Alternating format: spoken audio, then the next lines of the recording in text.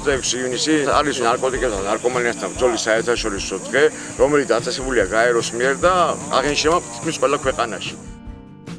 საქართველოს ყოველ წელს იყო ჩართული ამ დღის ღონისძიებაში, განსაკუთრებით აქტიურად ვიყავით ჩვენ ჩართული სათემო ორგანიზაციები, ნარკოტიკების მოხმარებათა საქართველოს წელი, GeNPUD, ახალი ვექტორი, ჩვენი რეგიონალური ორგანიზაციები, ზიანის შემცირების სელი.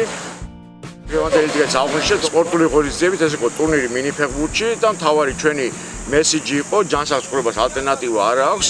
ეს იყო მესიჯი მომავალი თაობისათვის. არჩევანი, რომელიც ჩვენ თავის დროზე გავაკეთეთ ნარკოტიკების მოხმარებისკენ, იყო დამღუპელი, ძალიან დიდი ზიანი მოგვიტანა როგორც ჩვენ ჯანმრთელობას, პირადად ჩვენს ოჯახებს, ჩვენს გარემოყოფ ადამიანებს და ამიტომ არ გვინდა რომ ეს შესაძლოა დაუშვა სხვა ადამიანება.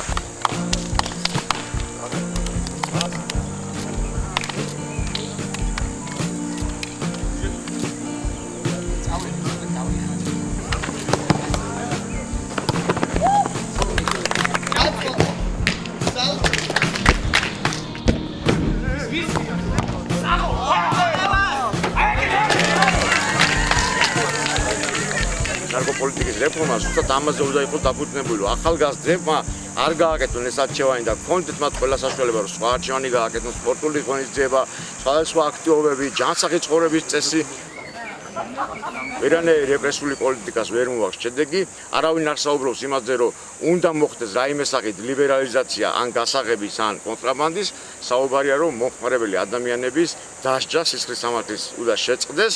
ის ადამიანები, ვინც უკვე მოიხმარენ სამწუხაროდ და დაავადებულები არიან, მათზე უნდა დამთავრდეს დასჯის პოლიტიკა და ზუსტად ეს არის ჩვენი ერთ-ერთი სლოგანი, ზრუნვა დასჯის ნაცვლად, იმიტომ რომ ზრუნველობა გადაგვაჩენს ყველას ერთად. მესამე ადგილი აიღო ახალმა ვექტორმა და მინდა მათ მიიღოს. აუგეთესო მეკარე გიორგი ფრანგიშვილი.